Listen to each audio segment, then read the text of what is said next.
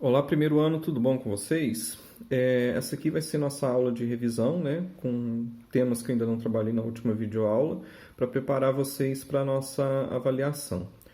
Então, uma das primeiras coisas que a gente viu em sala de aula foi sobre o que é figurativo e abstrato, né? O que é um desenho figurativo? O desenho figurativo ele tem a finalidade de representar formas que reproduzem a aparência da realidade, tanto as naturais quanto as criadas pelo homem. A sua execução pode ser a partir da observação, da memória ou de criação. Então, figurativo é tudo aquilo que aquela representação que a gente reconhece, que a gente sabe que objeto, que coisa é aquela, né? Então, o desenho de uma pessoa, de uma casa, de uma natureza, são objetos que são reconhecíveis, né? Então, tudo que tem uma forma que é reconhecida, que faz parte do nosso mundo, né? Ele é figurativo. Pode até ser uma coisa que nem existe, né? Realmente, mas possui formas, elementos que são que parentam pertencer à nossa realidade, né? Então também é figurativo. Então tudo aquilo que a gente olha, observa e reconhece a forma, reconhece o que é chamado de figurativo. E o abstrato, o desenho abstrato, é um desenho não representativo. É uma figura que não pretende se parecer com nenhuma imagem que conhecemos. No desenho abstrato, podemos desenhar as emoções, medo, alegria, amor, felicidade, etc., utilizando os mesmos elementos do figurativo, linhas, pontos, cores e formas. Então, no abstrato, ele não representa nada em específico. O artista, quando vai fazer um desenho abstrato, ele mistura formas, ele mistura cores, linhas, com o objetivo de passar mais sentimentos, passar sensações, emoções, que aquelas cores, aquelas linhas, com aquelas formas podem passar. Mas a gente, ao observar uma obra abstrata, a gente não reconhece nenhum elemento assim da nossa realidade. Não são formas identificáveis. São formas que o artista usa livremente da forma que lhe convém, né?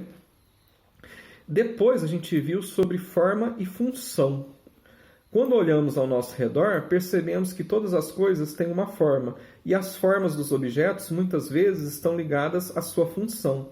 Então, todo objeto, todas as coisas, né, que a gente conhece, ela tem a sua forma. E essa forma ela existe por causa da sua função, né? Então, o exemplo que a gente usou em sala foi do garfo.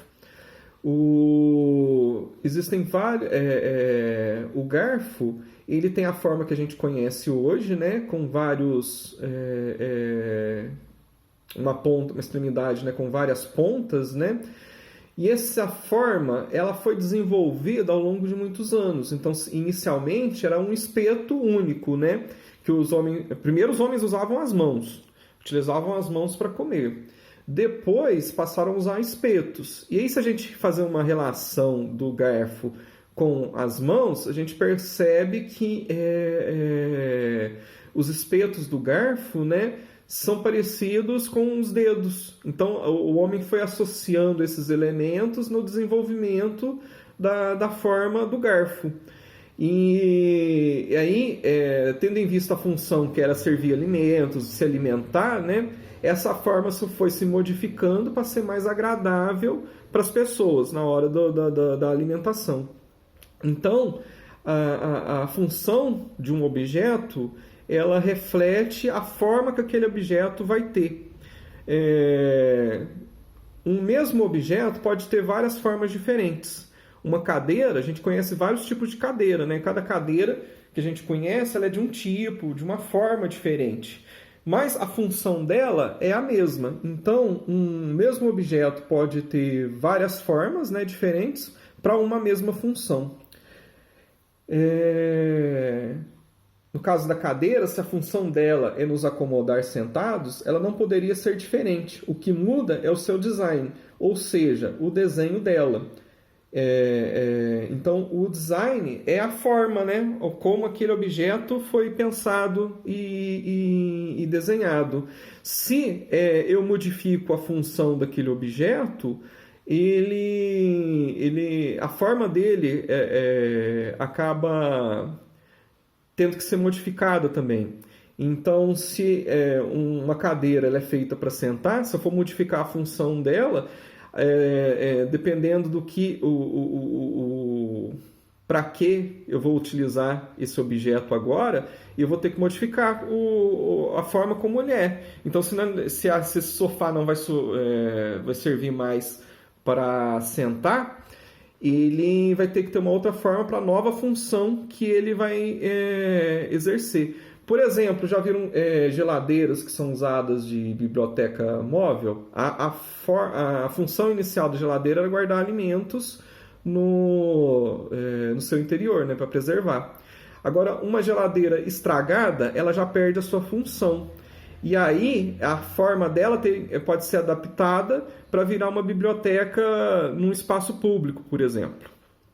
Então, se a função do objeto modifica, a sua forma também, às vezes, pode ser modificado para atender essa nova função. Depois, na apostila, a gente viu um pouco sobre a Casa da Cascata, né, do Frank Lloyd Wright. A Casa da Cascata ela foi feita pelo arquiteto Frank Lloyd Wright e finalizada em 1939, no período das grandes vanguardas artísticas do modernismo. A forma geométrica que se destaca nessa casa são os retângulos, pois cada nível da construção corresponde à forma de uma caixa ou de uma gaveta, semelhante a retângulos. Então a gente viu que essa casa foi uma revolução para a arquitetura, né, naquela época, e é até hoje, porque o Frank, ao desenvolver esse projeto dessa casa, né, ele buscou integrar a casa com a natureza. A gente vê a cascata saindo praticamente do centro, né, da casa. Então, o principal objetivo do arquiteto foi fazer a integração da construção do homem com o ambiente natural, com a natureza. A ideia dessa casa é que as pessoas dentro dela estejam em contato com a natureza, né? Então, ela tem espaços amplos para os sons das cachoeiras, dos pássaros, das árvores, poder vibrar por todo o interior da casa, né? Para as pessoas lá dentro se sentir no meio da natureza.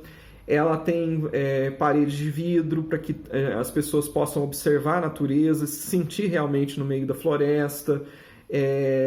Os objetos que ele usou na construção foram todos materiais que ou materiais retirados ali da própria natureza, como pedras de uma pedreira próxima, ou com cores ou elementos, texturas que imitavam, né, que imitavam as cores e as texturas naturais da natureza ali em volta. Então tudo foi pensado para que se integrasse o homem com a natureza. E essa foi uma das principais objetivos dessa arquitetura do Frank Lloyd, né, que é chamado de arquitetura orgânica.